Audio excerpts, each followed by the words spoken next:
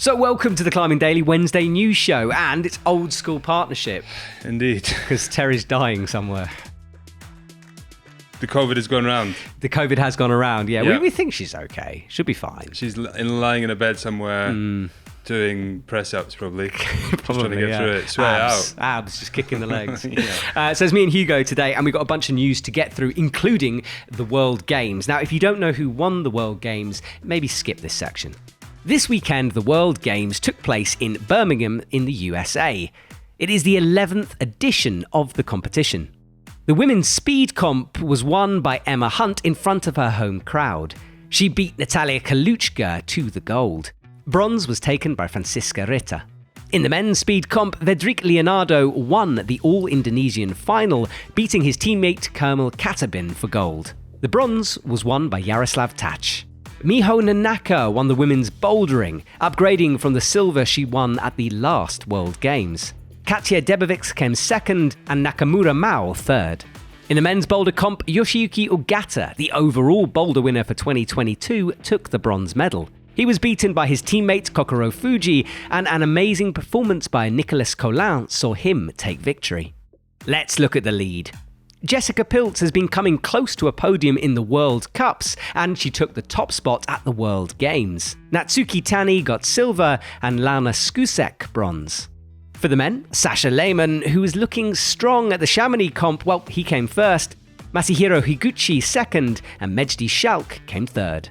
So the World Games. The World Games. What I've never understood is is it an IFSC thing? Kind of. There are certain events that are sort of linked to the IFSC, so they make sure it's all legit, you know. So they give support to it, and it's an official comp, but it's not like a World Cup.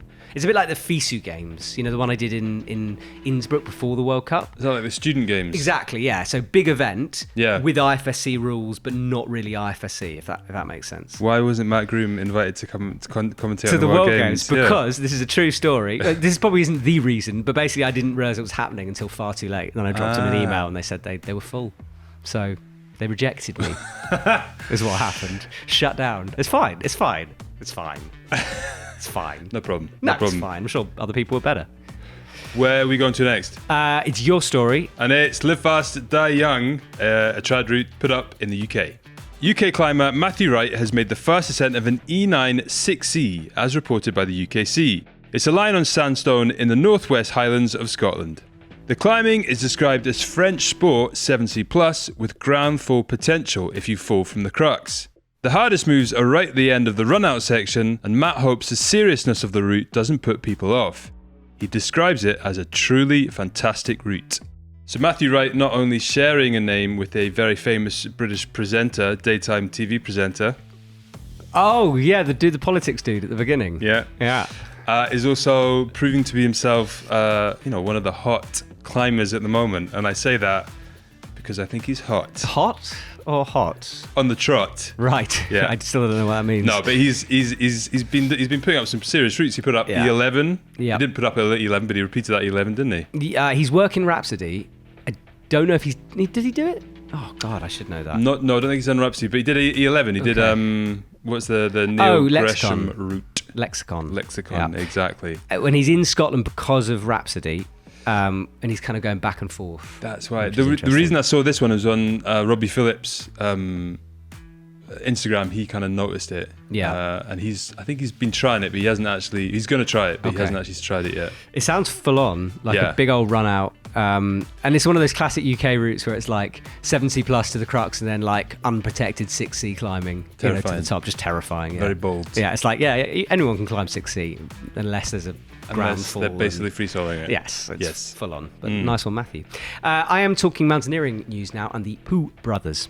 We chatted a few weeks ago about the brothers, and Eniko and Ika Poo have made a first ascent of a new line on the southwest face of Pumahacanca, a 5,563 meter peak in Peru. They're calling their new tough line One Push, and it's got difficulties up to M7 with 85-degree ice. They climbed it in 12.5 hours from their high camp, and it took them 26.5 hours to ascend and descend safely back to base camp. There's a great video on their YouTube channel, which you can watch their climb. Is it Poo? Poo Brothers? Pao? I should know this. I met them really recently, but I can't remember. I don't know. Ikapao. I prefer... I like poo. Yes. And I'm sure we'll get lambasted in the comment section, but I do like poo. Hugo likes poo, and therefore we'll move on. Yeah. But I want to come back to these guys because, like, I kind of feel like they're one of the most impressive all-round climbing duo brothers of Spanish origin in the world. Mountaineering brothers, for sure. I mean, they don't have to be called the Poo brothers. They are the Mountaineering brothers. They the are all-round mountaineer brothers. Yes, they have to be called Poo. They were in the news a couple of weeks ago where they climbed another line I can't remember, but they seem to be in this like big old trip to Peru, sending hard, good weather windows. So I reckon there's more to come, possibly. And the video looks very cool. It's good, isn't it? Like, and to produce drone that footage. Yeah, and then to edit it. I presume they're not editing it while they're there. They must. Maybe they're back. Maybe that is the future of alpinism. Maybe, yeah. Just like Ice Axe, editing software in one hand, Ice Axe in the other. It makes sense. There's lots of downtime at base camp. What do you do? Yeah, you just drink and edit. It's done. I have no idea. I've never been to a base camp. Next up, we've got news of a partially sighted climb in Patagonia. We're a bit late to the party with this, but thanks to one of our viewers, David, we've just read that back in December of 2021, Gabrielle Schurchen-Taylor, a visually impaired climber from Austria, managed a very impressive ascent of the west face of Cerro Torre in Patagonia, South America. Accompanied by two mountain guides, Vittoro Messini and Matthias Verza, the news has recently come out as they presented a film at the Vertical Arena at House Sexton, Northern Italy. Gabrielle is not one for chasing the fame and had to be persuaded to make this trip more of a commercial route. We haven't seen the film yet, but if anyone has, please let us know in the comments. So, more impressive, he doesn't want to be called blind because he's 10% visual awareness in his eyes, so he's visually impaired. But more that's impressive. That's Cerro Torre. It's ridiculous. Yeah. I can think of nothing scary than being in Patagonia and not being able to see the weather coming. You know, like everyone else is like, oh look, it's death on the horizon, but he just. But maybe that's a good thing. Maybe kind of like you can't see the fall, so therefore. That's true. Yeah. You know, you're not really that scared. His team aren't telling him, and there's just like snow and ice coming in. He's like, is it okay? Yeah, it's fine. Carry on. Sunny, blue skies. Yeah, all good. That is amazing, though. What an awesome effort. No, good. And again, like I said, if anybody's seen that, so basically it's shown in House Sexton, which sounds like a very German name, but it's Northern Italy, so anything goes up there. Does it? Yeah, I think so. Like, well, there's a whole this fascinates me. I don't know why, but like the whole of like the sections of northern Germany where northern Italy where they all speak German. Okay. Which that always fascinates me when you like speak another language in another country, and anything you can just turn up and doesn't matter. Just you can speak whatever language you want. And exactly. Right. I'm going to take a small holiday. You can watch this film. Anyway, no. If anybody's seen the film, which has been shown at that little kind of mini festival, let us know. Will Bosi stuff now because he's had a heck of a summer and he's done more. Will Bosi has reported on his Instagram that he has climbed Beautiful Mind, an 8C boulder on limestone in the Peak District. It links two established lines together, and this is his 10th and possibly hardest 8C of the year so far. So we get regular updates from Will Bosi's manager, the Band of Birds guys, who just kind of like regularly roll stuff out. He's active at the moment. He's active, yeah, very much so. He was on Adam Undra's channel.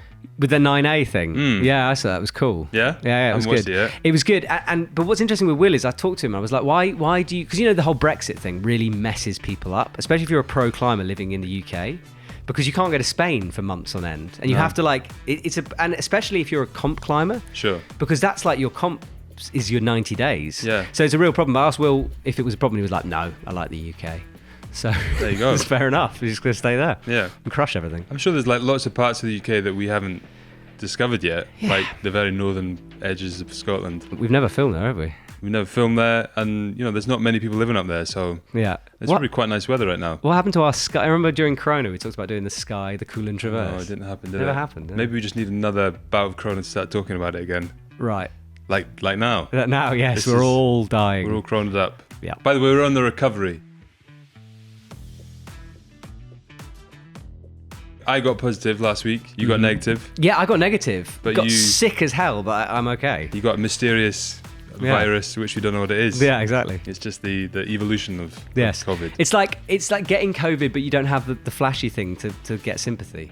Yeah. That's what it feels You like. got zero sympathy, didn't Exactly. No sympathy. Terry, like, she's not even here. But you? She me, got lots of sympathy. unbelievable. I know. Yeah. What's next? Is 9A roundup, and it's a biggie. Anak Verhoeven has been back at it again and has climbed Inferno, a 9A/plus, which is a link-up of Jungfrau Marathon, a 9A, and Gimel Express, an 8C. All the rest of these stories were seen on 88.nu. Christian Mersenne has sent Mamphibian, a 9A in Mount Charleston. It took him 13 days of hard effort. 15-year-old Matteo Sol has climbed Sonnerwolf 9A. At 13, he did his first 8SLE/9A, and his first true 9A was this spring. Alfundo Naya has climbed a 9A plus that was originally graded 8C plus. It's called Key and is in Austria. Adam Ondra made the first repeat and suggested 9A plus, and the grade has stuck since then. Seboin, star of last week's show, has sent Thor's Hammer 2, a 9A plus in the Flatanger Cave in Norway. He thinks there is a possibility of a 50-metre extension, but bolting new routes is currently not allowed at the crag. And finally, as reported by the Lander Journal, BJ Tilden has made the first ascent of the most difficult sport climbing route in Wyoming. The climb is called Hard Twisted, and Tilden thinks it's a 515A or 9A+. The route has a long endurance section down low before a powerful boulder problem at the top. Wow-wee. Big one, eh? That's some serious 9H. It is, and I thought with this European heatwave we're having, we'd see less 9As. Yeah. But apparently not. Do you think they're just finding a bit of shade? I think so, 9A routes in the shade? Yes. There must be some out there. Anak Verhoeven, particularly impressive. And I forgot her, and we'll talk about this on the 9B counter, but that's another tick on the women's 9A counter for her after last week. I think we might, something around that might be coming out. Oh yeah? You got a guy out there. I might have had a filmer in there. Okay, all right. That sounds I'm cool. not very good at keeping tracks on my filmer, but I'm pretty sure one of them was filming He's in the Anak at some wilds of point. Austria. Yeah. No, Switzerland, isn't it? Grimwald. Oh, okay, fine, yeah. I want to talk about Seb 1 because Thor's Hammer is a bit of a weird... Well, this is Thor's Hammer 2 because you have to jug up past the first pitch. Right. And then once you're at a bolt, you then continue to the second pitch. Or if you did it from the bottom, it's like 9B, I think. Oh, wow. So, yeah. So it's So just do you a reckon different he's kind of working route. his way up to do that, the big one? He's there, isn't he? He did that knee pad thing that we talked about last week. Yeah. Then this. But yeah, I found it interesting about the extensions because it is... I always thought it was weird that no one's climbed to the top of the cave. But I guess, climbed out the top? Yeah, but I guess you can't because you can't bolt it. I guess so, yeah. Yeah. You could just like free solo it Could at the you? top. Imagine that you calculate the whipper. Who was that guy a while ago who like forgot to clip in and fell off? Oh God, I don't remember. Do you remember that? No, I don't. We fell from the chains. No, it was the big like really like muscly British climber who kind of came out of nowhere. God. Do you not remember that? And he like basically he was working route and he forgot to clip it. Okay. And he climbed like did Oh the crux. yes, I'm sorry. You mean on the... Yes, you're right. And he climbed the crux, but then he tried to down climb it and he fell off. Yeah, we did a series with him, a training series a long time ago. Yes. Yeah. I forgot about that. Yeah. I think it might be in the same route. So yeah, Ben jugged up. Yeah. And didn't clip the anchors. Unclipped from Unclipped from the Juma, but Yeah. didn't clip the anchors. Yeah, and then carried on climbing and fell. then realised and then Yeah. tried to down climb. No, he didn't. He realised. No, he tried to keep going. Exactly. He was like, I can't down climb. Oh, Broke his that gives me pelvis. nightmares when I Yeah, think what about was it. Sorry, Nasty. shouldn't have brought it up. No, we've got some kind of sad news, but with a hint of sort of like remembering an amazing guy. Check it out. We've reported before about Swiss climber Marcel Remy. At 94, he climbed the enormous Mirat d'Argine, and he was working hard routes well into his 90s. He has died aged 99, but will always inspire climbers, and we remember his legacy with a smile. So, like, it's kind of sad, but, like, you know, what a dude, you know? Like, it's hard to feel that much sadness. Obviously, it's sad that he's gone, Sure. but what a life. Like, as they would say in cricket, good innings. Yeah, exactly. So, Remy will be remembered. Big time. We now need to look at the 9B counter, because I messed it up last week.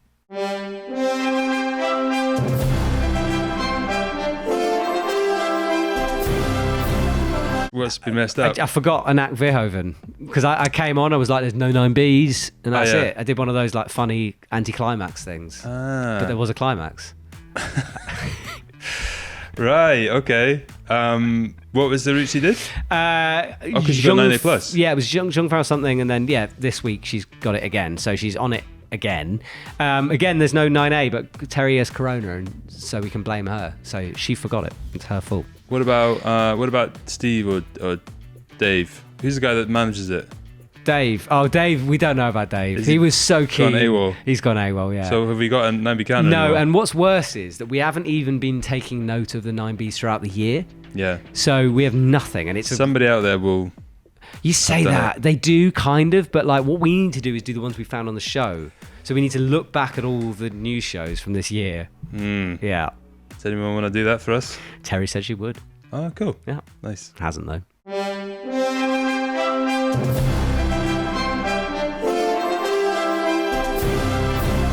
Okay, next up, shop stuff. I don't want to sound like I'm ringing the bell here, but the sale is still on. Yeah.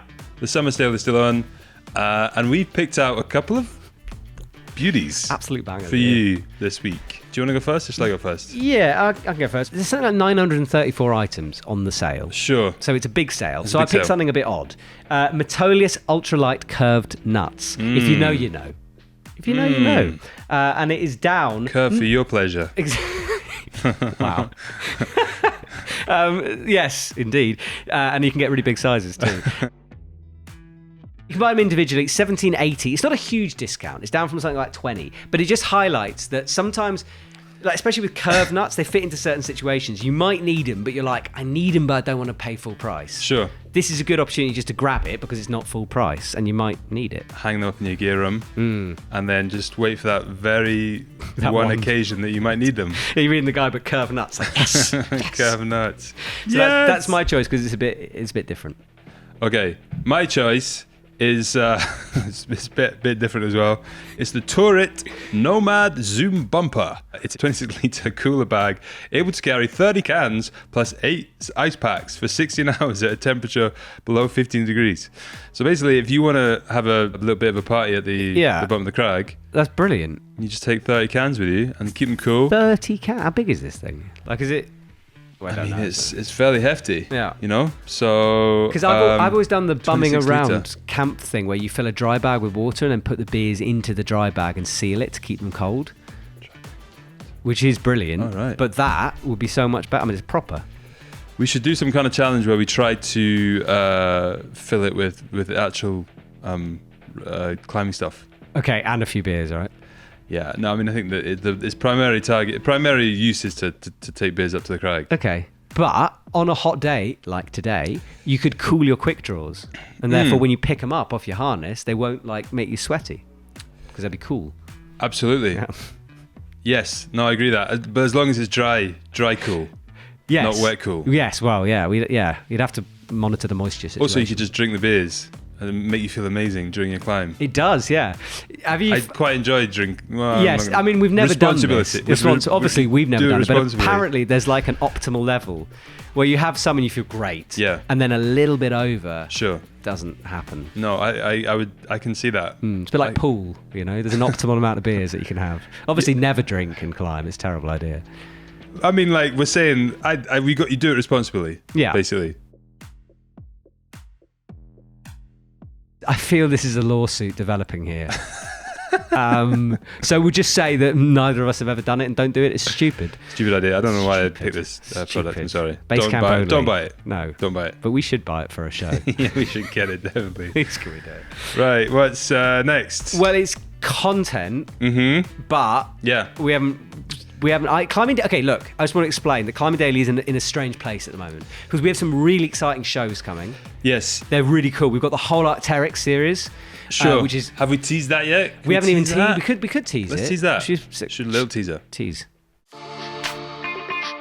Welcome to the Climbing Daily Arc'teryx Academy special. Over the next 3 days, we'll take you around with us to show you all the best that Academy has on offer. From workshops to parties and adventures, it's gonna be a blast. So that's coming next week. Yes. But we wanted to put them all together, right? Yeah. It's So a trip. It's a trilogy. A Yeah. triple whammy. Yeah. So that's coming out next week. It should do, yes, hopefully, if we should can do. crack through it. But there's an amazing, the last episode is the one I was involved in, and we were on this, you and me were on this incredible ridge in Switzerland. It was amazing. The drone shots you got, magnifique. They're very good. Magnifique. Yeah, they're very, very good. Well, it does help to be in the beautiful Swiss mountains. Yeah. With two beautiful people. Right. Which you can tell Pete from a and distance. yourself, yeah. And then the drone shots really show off your BT. Top of your head. It's my best angle. Yeah. So that is coming soon. But yeah, apologies about the slight up and down of Climbing Daily, especially. Sure. We've got videos. There's lots of shorts and interesting things, but we're just having to. Yeah, and me and Terry went on a shoot with camp last week. How was that? Was it good? It was very good. It's like the most amazing place. It's in the middle of nowhere. Mm-hmm. Like you go to Milan and then you drive and then you go to Lecco, yeah, which is an amazing place. Kind of like Arco, but without the tourism. Okay. And a bit of a bigger city. Nice. It's on Lake Como. It's pretty incredible. Yeah. Beautiful weather. You literally go to this place Lecco and it's literally just there's rocks everywhere. And apparently they're all like developed into crags, big mountain crags, single pitch crags. Yeah. If you find Arco too busy, go to Lecco. Because I haven't heard. I mean, I've been to Lecco, but I haven't heard much. Oh man, it's a bit apparently we didn't get a chance to go climbing because we were filming, but apparently the climbing. Marco from camp, the sales manager who's taking us around, was saying that the climbing around there is just insane. Okay. Yeah. Okay. Cool. And those videos, like what, factory tours and factory gear tour, stuff? like one kind of like documentary factory tour about camp and like how they all do it. But basically, it's like this: you basically come over the hill, and then it's just like this little. It's just about a town. It's pretty much a village, and that's where they produce most of the stuff from camp. Okay. It's amazing. Cool. It's really, really cool. Looking forward to that. It'll be gear shows at some point. Yeah, that'll come out in the next kind of month or so. It's quite a big video, so it's going to take a while to put together, but cool. I'm excited to put it together. And we got some shiny kit as well out of it. Oh, we got some shiny kit. It's over there. Go and get it. Come on, show. I get it. Maybe this is supposed to be a secret reveal, but who cares? So this is, a beautiful lightweight walking axe. Yes. Quite techie. Yes. And look, it's got Epic, you can't see it, but it's got EpicTV. Yes. Should we shoot a cutaway? I'll get a cutaway there. All right. It looks very nice. So that's coming soon to Climbing Daily. Discussion points, right? Oh, let's discuss. Because I wanted to talk mainly about Miho Nanaka, but this is almost like a loose climbing thing because, so Miho Nanaka won the World Games. Mm-hmm. Now, there were some athletes missing in there, and she's competed the whole year for the IFSC, hasn't won gold, but she won at the World Games. A few big names thinking Yanya was missing, Natalia wasn't there. So what it got me thinking about is the frustration that it must be living in an era when you get players who are so dominant. So think tennis, Novak, Federer and all that. And then, I mean, you follow cricket and rugby and football and stuff. It's similar in other sports, right? Yeah, I guess so. I've often thought this as well, but then I've often thought so for example, in tennis, if Roger, Rafa and Novak didn't exist, would that mean that there would be another dominant... Would Andy Murray, for example, have been the more dominant? Would he have been dominant for a decade or whatever? Yeah. But I also think at the same time, if you're gonna win, you're gonna win. You're gonna find it somewhere in you to kind of win. Definitely. So somebody, for example, like Novak Djokovic, didn't develop till later on, right? I know we're going into a bit of tennis here, but this kind of works with climbing as well. I'll get to it. But basically, he had to work really, really hard, and then he came in, and Rafa and Nadal were already there, and he was like, "All right, I'm here. I need to be up here," and he managed to get his game up there. Okay. Because he realised that he had to be so much higher. If Rafa and Rafa Nadal, Federer. Rafa and Federer hadn't been there, he would have maybe stayed there, and then maybe somebody else would have gone, right, I need to be even better than them and come and dominate. So you think someone always rises up to fill that space? I always think that somebody rises up, and it's not necessarily who you think it's not necessarily the next in line. That's my opinion. Yeah. So for example, the fact that we're seeing all these people that when Yanya and all that lot aren't competing, come in and take it now. I don't think that necessarily means that if they didn't exist, they would be the dominant force. Mm-hmm. I reckon the dominant force is going to be the dominant force. There's somebody that is there going, I'm ready to take it to the next level. Yeah. I don't know. That's kind of my feeling. Someone will always win, won't they? If exactly. Yeah. That's what's the beauty. But do you think it's because this is something I talked about with a few of the women. It was just look, how do you keep motivated training? If you're looking at someone like Yanya, who's been pretty dominant, how do you go, well, I'm up against possibly the greatest comp climber, well, she is, we've ever seen. She's in my era. Yeah. How do I why bother? And obviously they're athletes, they want to get better, they believe they can, but it's got to be frustrating. Totally. But that kind of comes back to what I was thinking is that there's some athletes that will see Yanya as the greatest climber of all time. what's the point kind of thing. And there are some that will be like, that's who I've got to be better than that kind of thing. And I feel like it's those type of people that will kind of eventually take over Yanya, because there will be a point where she gets taken over, right? Yeah. Or somebody kind of catches up someone with her. coming, Yeah. And who that's going to be, I'm not sure. But like, I kind of feel like every sport needs like a Rafa, a Federer, a Joe the best of the best, like the two at the top kind of thing. And you see that all over the place. Yeah. And that's when like Jessica Pilz came out, and we were like, everybody thought like in the lead that she was going to be. But she won as well. Yeah. Didn't quite manage to like keep it up, but yeah, I guess I don't know. Like I guess like by her winning in World Games, that kind of shows that she's there and thereabouts. She just doesn't quite, because like it's not as if like Yanya's been competing at every single event, and you think that every event that she's not competing at, Jessica would win if Jessica was that kind of next person. But that's not necessarily the case, I'd say. No, I think you're right. I mean? And there's a lot of other people like vying for that position as well. And it's also like it's not like Yanya's unbeatable. It's just she is currently unbeatable. Yeah, but I think a lot of that is mental, right? Yeah. Like I think she like dominates mentally as well as physically. Exactly. How many of, let's say you removed, right? So let's say you were like, well, if we got rid of Yanya and Natalia, when would you win a World Cup? How many athletes would have to not exist? For Hugo Pilcher to take gold. For Hugo Pilcher. We took out, like, if you were like, oh, it's a shame that Bob's in my ear, I'm going to remove Bob so I have a chance. If you take with them all, how many did you have to go down? I reckon thousands for me. I mean, I reckon hundreds of thousands for me. You reckon hundreds of thousands? Yeah. Okay. I reckon... What's your world I'm not ranking? even that competitive. Like, you have to take out all the competitive climbers in the world. Yeah. And then maybe, all the people over like 8 years old. Yes, true. Maybe 6 actually. You'd have to have an age limit on those. Yeah. And then maybe. Yeah.